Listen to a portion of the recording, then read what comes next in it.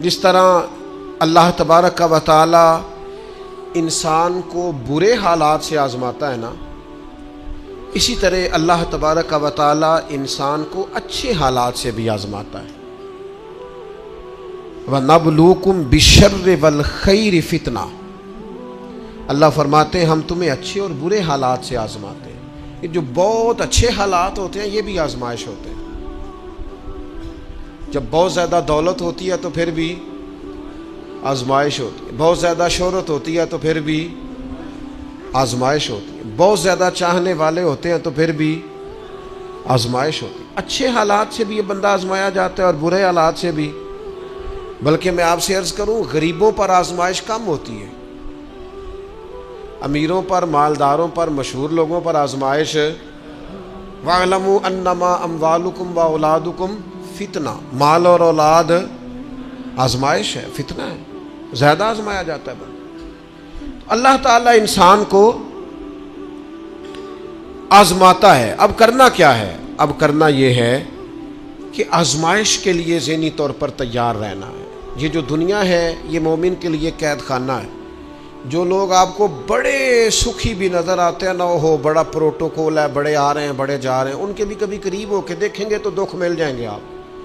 بلکہ میری ایک بات یاد رکھیے گا، جتنا بندہ بڑا ہوتا ہے اس کے دکھ بھی اتنے بڑے ہوتے ہیں۔ ایک ٹائم ایسا آتا ہے جب آپ کو صرف سننی ہے، آپ کسی کو سنا سکتے، سارے تو آپ سے مشورہ لے رہے ہیں تو آپ کس سے لیں؟ سارے آپ کو دکھ سنا رہے ہیں تو اب آپ نے کس کو سنانے ہیں؟ سارے تو اپنی باتیں آپ سے کر رہے ہیں تو آپ نے اپنی بات۔ تو جتنا بندہ بڑا ہوتا جاتا ہے اس کے دکھ بھی اتنے بڑے ہوتے جاتے ہیں۔ اس لیے حالات کا اتار چڑھاؤ تو انسان کے ساتھ رہے گا، کوئی امیر رہے گا، کوئی۔ مجھے بتائیے مزدوروں کی ضرورت ہے کہ نہیں دنیا میں؟ تو اگر سارے ٹھیکیدار ہو جائیں گے تو مزدوری کون کرے گا؟ لیڈر اگر سارے بن جائیں گے تو کارکن کون بنے گا؟ سارے امام بن جائیں گے تو مقتدی کون بنے گا؟ سارے استاد لگ گئے تو شاگرد۔ تو اللہ تعالیٰ نے یہ نظام بنایا بھائی۔ لیکن بس ایک بات ذہن میں رہے کہ کوئی بھی مالدار کسی غریب کو حقیر نہ سمجھے۔ اب مراتب کا اتار چڑھاؤ ہے، اس میں بھی پریشان نہیں ہونا چاہیے، یہ اللہ تعالیٰ نے بنایا ہے۔ اور اگر قرآن مجید کی جو آیت جو لفظ میں پڑھنے لگا ہوں، اگر یہ آپ سمجھ جائیں نا اور اس پر ایمان رکھے پورے طور پر، تو پھر تو غریب آدمی کبھی پریشان ہو ہی نہ، پھر تو کہے جہاں میں ہوں بالکل ہوں۔ اللہ تعالیٰ نے قرآن مجید میں فرمایا وَلَوْ بَسَطَ اللَّهُ الرِّزْقَ لِعِبَادِهِ، فرمایا اگر اللہ تعالیٰ اپنے سارے بندوں کی روزی کشادہ کر دیتا، سب کا رزق اگر اللہ وسیع کر دیتا، لَبَغَوْا فِي الْأَرْضِ، تو زمین میں بغاوت ہو جاتی، یہ فساد برپا کرتے، بغاوت کر دیتے اگر سب کی روزی۔ کچھ لوگ کہتے ہیں جی میں غریب ہوں، تو میں کہتا ہوں زکوٰۃ تو نبی پاک نے بھی کبھی نہیں دی، حضور پر بھی فرض نہیں تھی، اتنا مال ہی کبھی جمع نہیں ہوا۔ اگر مال میرے بھائی بہت ہی زیادہ عظیم ہوتا تو سب سے زیادہ سیدہ فاطمہ کے گھر ہوتا، وہاں تو مہینہ مہینہ چولہا نہیں جلا۔ اگر دولت بڑی عظیم ہوتی تو سب سے زیادہ سید عائشہ کے حجرے میں ہوتی۔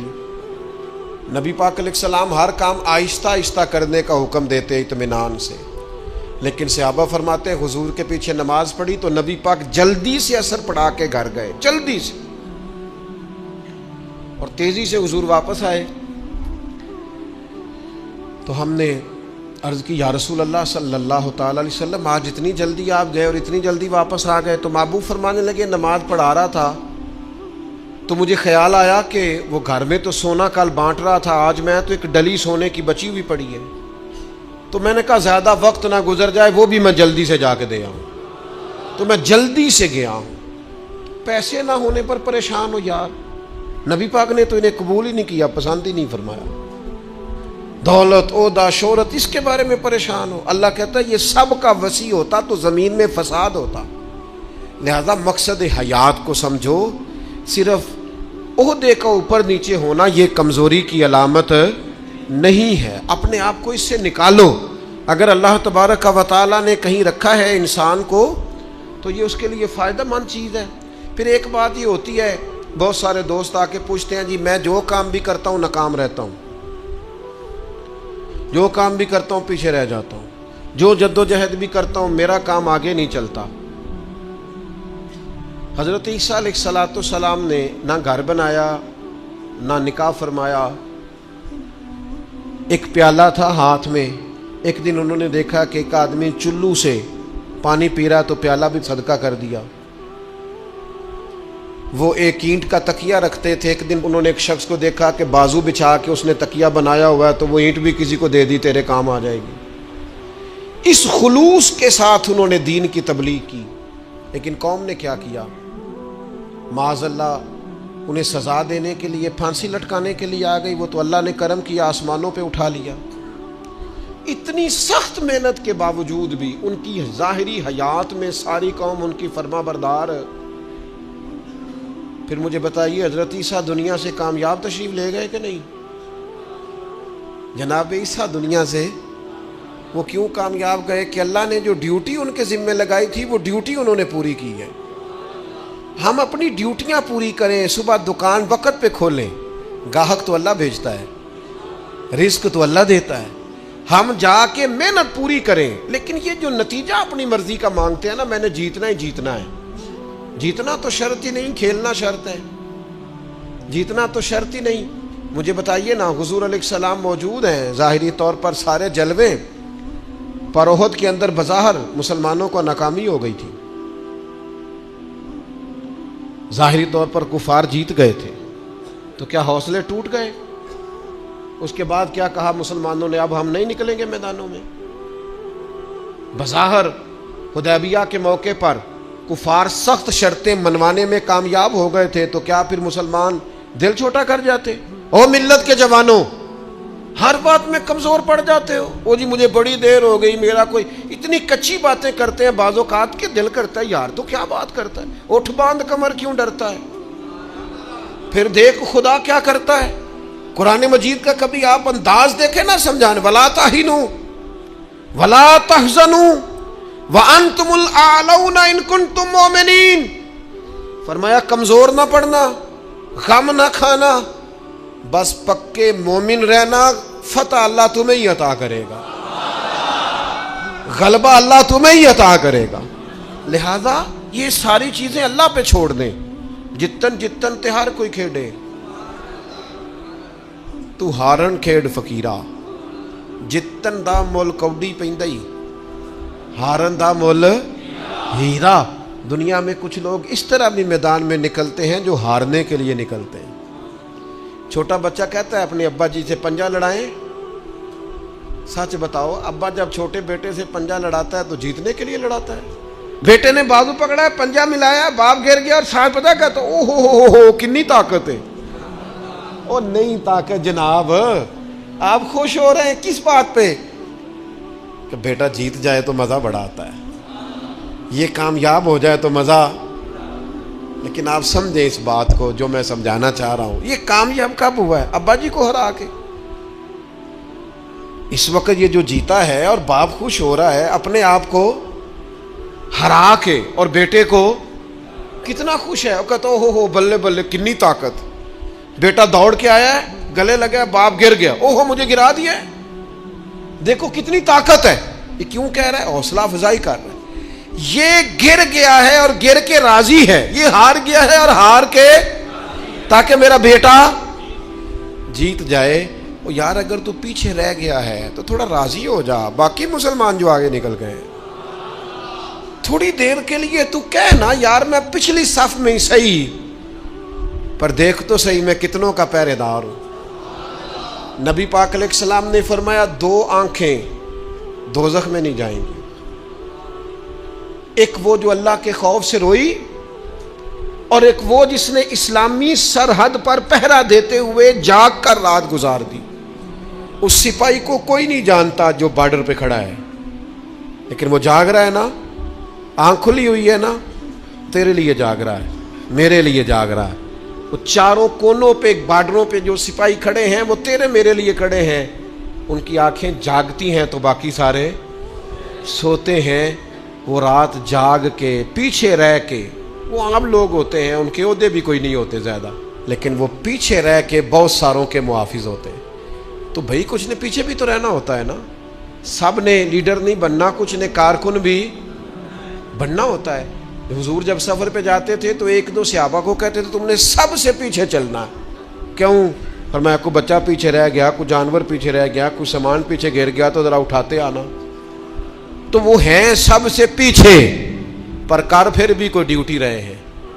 چلو ہم کچھ بندے پیچھے نہ رہ جائیں، جتن جتن ہر کوئی کھیڈے، تو ہارن کھیڈ فقیرہ، جتن دا مل کوڈی پیندائی، ہارن دا مل ہیرا۔ تو میرے بھائی یہ مراتب میں اگر کمی بیشی ہو جائے تو اس پہ کمزور ایک خاص چیز آپ سے عرض کرنے لگا ہوں، اور یہ شاید پہلی دفعہ میں ایسا کروں گا، میرا دل کرتا ہے آج میری گزارش ہوگی، میں آپ سے طلب کروں گا مہربانی کریں آج نہ اپنی زندگی کی پچھلی ساری کوتاہیاں یاد کریں، سستیاں یاد کریں، کہاں کہاں ہم نے جان بوجھ کر اپنی جان پہ ظلم کیا ہے، پیچھے رہ گئے، اس کو یاد کرنا ہے آج۔ یہ میں نے بھی آج یاد کرنا ہے، آپ نے، اور پھر ایک اور چیز آپ سے مانگنی ہے، یہ آپ نے ضرور کرنا ہے۔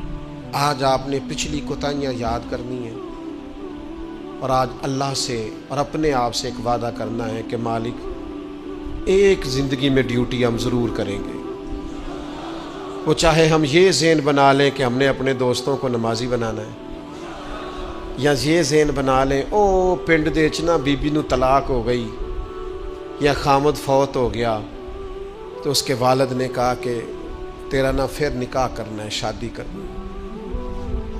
میں کہ نہیں ابا جی ان نہیں۔ اب پتر پھر عمر کی میں گزرے گی؟ اس آخیا میں نہ ارادہ کر لیا، میں ان ساری زندگی قرآن پاک پڑھانا ہے بچیاں۔ اس طرح کی میں نے درجنوں بیویاں دیکھی ہیں دیہاتوں میں، ساری زندگی اب میں قرآن، کوئی انہوں نے مقصد تو بنایا۔ نبی کریم علیہ السلام نے فرمایا قیامت کے دن اللہ تعالیٰ لوگوں سے فرمائے گا، سب سے پہلا سوال لوگوں سے، مختلف احادیث میں مختلف سوال ہیں جو سب سے پہلے ہو۔ اس حدیث میں فرمایا اللہ قیامت کے دن سب سے پہلا سوال بندوں سے یہ پوچھے گا مجھ سے ملنے کو جی چاہتا تھا؟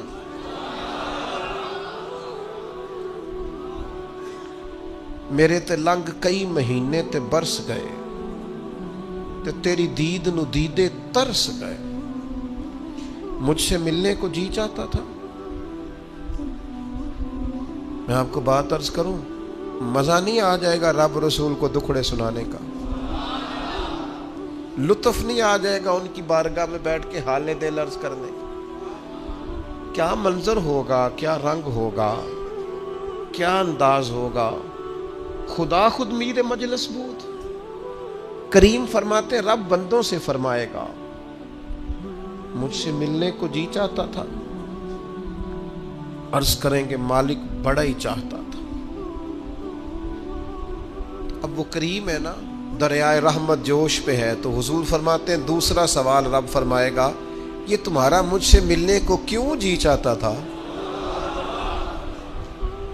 یہ کیوں جی چاہتا تھا بھلا مجھ سے ملنے کو؟ یہ انداز دیکھیے۔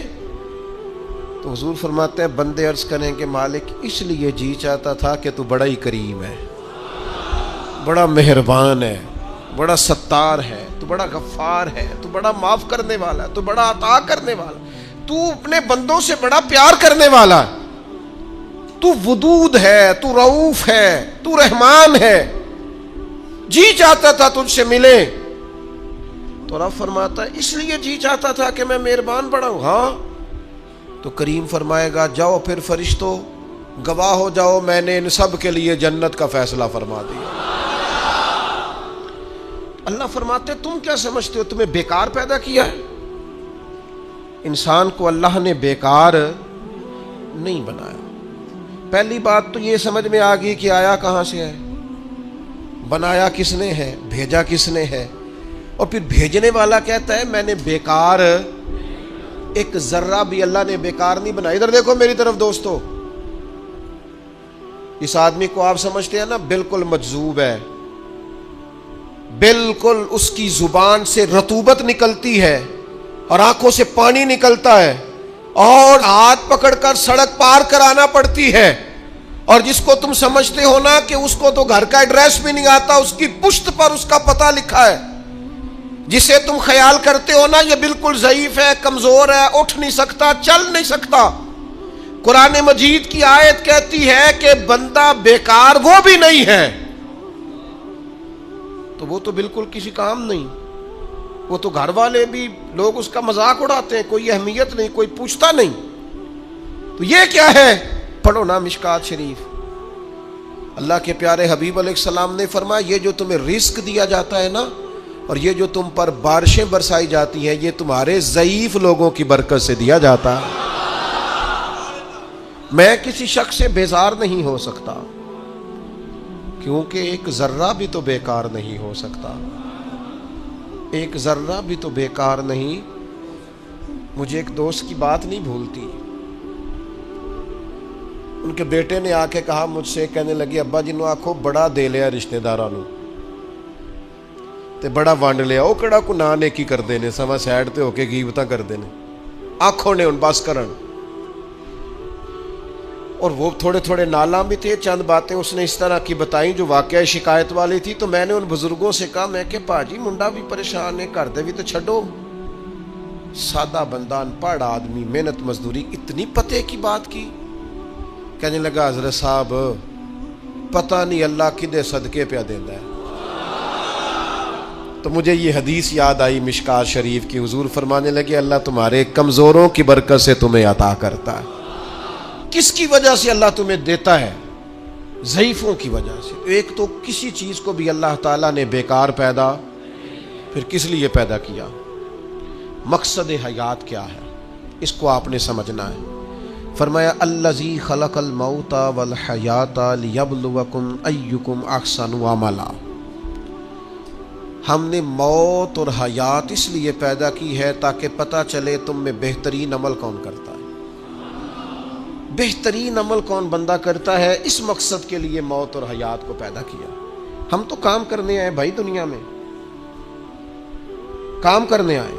یہ جو لوگ ویلے بیٹھے ہیں نا، صبح سے شام تک موبائلیں چلا رہے ہیں، آرام کر رہے ہیں، کھانے کھا رہے ہیں، آ رہے ہیں جا رہے ہیں، یہ لوگ اس مقصد حیات سے غافل ہیں جس مقصد کے لیے بھیجے گئے۔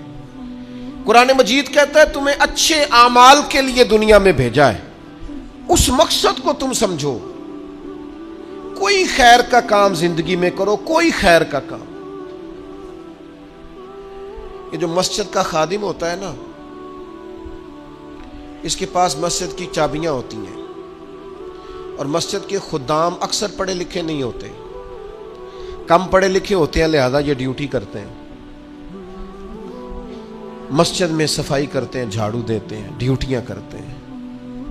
لیکن میں آپ سے عرض کروں، بن سنور کے امام صاحب آئے، جناب پگڑی باندھی ہے، جبہ پہنا ہے، آ کے وہ سج گئے، سنور گئے، آ کے یوں بیٹھ گئے وہ، لیکن ان امام صاحب کو ان کی بھی بڑی شان ہے، جو نمازی مسجد میں سجدہ کریں گے ان کی بھی بڑی شان ہے، لیکن اس بندے کا مرتبہ آپ سمجھتے ہیں جو سب سے پہلے آیا ہے،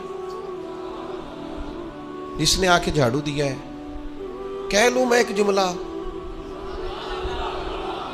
کہہ لوں میں ایک جملہ، ایک بات کہہ لوں وہ والی کہ نبی کریم علیہ الصلوۃ والسلام نے کنجیاں ساری سیدنا بلال کو دے دی تھی، ڈیوٹی حضرت بلال حبشی کو دے دی۔ میں کہہ لوں یہ اسی رستے پہ ہیں جس رستے پہ سیدنا بلال حبشی تھے؟ پھر مجھے کہہ لینے دو یہ لفظ، مفتی بن کر، پیر بن کر، مولوی بن کر، مقرر بن کر، صدر بن کر، فلاں بن کے بیٹھے رہو، تمہیں مبارک ہو، تمہاری بڑی شان ہے، پر یہ عظمت صرف سیدنا بلال کی ہے کہ نبی کریم نے فرمایا بلال میں نے معراج کی رات جنت میں بھی تیرے چلنے کی آواز سنی، یہ شان صرف۔ پھر مجھے کہہ لینے دو کمر اچھا ہے، فلک پہ نہ ہلال اچھا ہے، تیری نظر گر بینا ہو تو دونوں سے بلال اچھا ہے۔ آپ سمجھیں اس بات کو، کوئی مقصد تو ہے نا میرے بھائی۔ صحیح بخاری میں موجود ہے حضرت بلال مقصد بنا لیا تھا حضور کے دروازے کی نوکری کرنا۔ میں آپ سے عرض کروں، اگر کوئی مقصد نہیں نہ بناؤ گے تو زندگی بے چین بے قرار گزرے گی۔ با مقصد لوگوں کی زندگی صحیح گزرتی ہے، با مقصد۔ کوئی ایک نوجوانوں سے بالخصوص کہوں گا یہ کوئی مقصد نہیں ہے، لوگ راضی کرنا، سٹیٹس لگانا، ویوز چیک کرنا، لائکس، کوئی مقصد نہیں، یہ بالکل بیکار کام ہے۔ آپ باصلاحیت ہیں۔ کچھ نوجوانوں کو میں دیکھتا ہوں، مجھے ایسے لگتا ہے یہ نوجوان ایسے ملک اور ملت کو چلا سکتا ہے، کہ کوئی مقصد نہیں ملا، کوئی کام نہیں ہے کرنے، کوئی ڈیوٹی نہیں اپنے ذمے لی، آنا ہے، جانا ہے، بیٹھنا ہے، خوش گپیاں ہیں، تبصرے ہیں، یہ کوئی کام نہیں۔ آپ کا کوئی مقصد حیات ہو، آپ کوئی ڈیوٹی کریں، کوئی کام کریں، کوئی خدمت ہو جو آپ کریں، آپ محسوس کریں گے کہ کچھ برکت ہو گئی ہے۔ لیکن اگر محمل وقت گزارو گے، بیکار ہو جاؤ گے، زنگ لگ جاتا ہے صلاحیتوں کو۔ میں خود کئی دفعہ اپنے آپ پہ غصہ کرتا ہوں کہ یار یہ 20 منٹ ایسے ہی وقت ضائع ہو گیا۔ اور پھر ایک اور بات بھی، اس میں عمر کا بھی کوئی لینا دینا نہیں۔ امام رازی نے لکھا ہے، ایک صحابی کے بارے میں حضور نے فرمایا کہ تیرا تھوڑا وقت رہ گیا دنیا سے جانے کا۔ ظاہر ہے بوڑھے آدمی تھے، یا رسول اللہ پھر مجھے بتائیں کیا کروں؟ تو فرمایا ادھر سے صحیفے اٹھا کے لا، تجھے قرآن پڑھانا شروع کروں، پڑھتا پڑھاتا دنیا سے چلا جا۔ انہوں نے نہیں کہا یہ عمر نہیں، آپ کے پاس مہینہ ہے، سال ہے، 20 سال ہے، جتنا بھی ٹائم ہے، آج سے کوئی کام شروع کر دیں، کوئی ڈیوٹی کریں۔ آپ یقین کریں کوئی کام اگر ہم اپنے ذمے لے لیں گے تو ہمارے لیے جینا آسان ہو جائے گا، ہمارے لیے جینا آسان ہو جائے گا۔ ڈیوٹی لے لیں کوئی، اس کو کریں۔ اب ہوگا کیا؟ جب آپ اس مقصد کے لیے نکلیں گے نا تو پھر مشکلات بھی آئیں گی، پھر حالات ہمیشہ ایک جیسے نہیں رہتے، تو اللہ آزمائے گا بھی اس رستے میں۔ وَلَنَبْلُوَنَّكُمْ بِشَيْءٍ مِّنَ الْخَوْفِ وَالْجُوعِ وَنَقْصٍ مِّنَ الْأَمْوَالِ وَالْأَنفُسِ وَالثَّمَرَاتِ وَبَشِّرِ الصَّابِرِينَ۔ پھر انسان کو آزمایا بھی جائے گا، اب مشکلات بھی آئیں گی۔ تو یہ مشکلات زندگی کا حسن ہے۔ آپ جب کسی مقصد کے تحت میدان میں نکلیں گے پھر آپ کو باتیں بھی سننی پڑیں گی۔ آپ بالکل صحیح جا رہے ہیں، لوگ تانے بھی دیں گے، لوگ کہیں گے بھی، تو بھائی اس کا مزہ آئے گا۔ اب ذہن بنا لیں کہ بھائی مشکلات آئیں گی، اتار چڑھاؤ آئے گا، تو یہ تقاضا ہوگا جب آپ پہلے سے ذہنی طور پہ تیار ہوں گے، پھر کوئی بھی مشکل بندے کو پریشان نہیں کرے گی۔ آج نہ ایک وعدہ کریے، ان بے مقصد نہیں جینا، کوئی مقصد بنانا ہے، کوئی پروگرام، کوئی تھبکی۔ ہمارے ایک بزرگ تھے، وہ فرمایا کرتے تھے میں نے زندگی میں مقصد بنایا، میں نے مایوس لوگوں کے حوصلے بڑھانے، دکھیوں کو کہنا ہے کچھ بھی نہیں ہونے لگا، کرم ہو جائے گا۔ کچھ ارادے نہ کر لیں، کچھ پروگرام نہ بنا لیں، کچھ خیال نہ کر لیں، آج سے کوئی مقصد حیات بنائیں، اس پہ ڈٹ جائیں۔ اور مقصد کون سے بنانے ہیں؟ جن کا قرآن پاک ٹھیک نہیں آج نیت کریں انشاءاللہ ٹھیک کرنا، جن کو آتا ہے آگے پڑھانا ہے انشاءاللہ۔ جن لوگوں کو اللہ تبارک و تعالیٰ نے رزق دیا ہے وہ غریبوں کی مدد کریں گے انشاءاللہ۔ جو محنت نہیں کرتے، والدین پریشان ہیں، وہ آج ارادہ کریں مالک ہم ارادہ کرتے ہیں تو مددگار، ہم محنت کریں گے انشاءاللہ۔ جن کے رزق میں کہیں کوئی ملاوٹ ہے، وہ سمجھتے ہیں کہ یار یہ میں پوری دیانتداری سے نہیں لے رہا، وہ آج ارادہ کریں کہ اللہ میں ملاوٹ دور کروں گا، وہ ہم سے نہیں اپنے آپ سے، اللہ سے، اور میں بالکل جائز لیا کروں گا۔ آج سے پکے ارادے، پکی نیتیں اور مضبوط پروگرام۔ جنہوں نے جان بوجھ کے نمازیں عبادتیں ترک کی ہیں وہ آج ارادے کریں کہ بس بھائی آج کے بعد انشاءاللہ۔ آپ ارادہ تو کریں، آپ پروگرام تو بنائیں، وہ تو کریم ہی بڑا ہے۔ صحیح مسلم میں حدیث ہے، حضور فرماتے ہیں جو بندہ اللہ کی طرف ایک بالشت آتا ہے نہ ایک گٹ، اللہ اس کی طرف پورا ہاتھ آتا ہے۔ اور فرمایا جو مالک کی طرف چل کے جاتا ہے اللہ کی رحمت اس کی طرف دوڑ کے جاتی ہے۔ آپ ارادہ تو کریں، دیکھیں تو صحیح، میری طلب بھی تو تیرے کرم کا صدقہ ہے۔ یہ پاؤں اٹھتے نہیں بلکہ یہ اٹھائے گا۔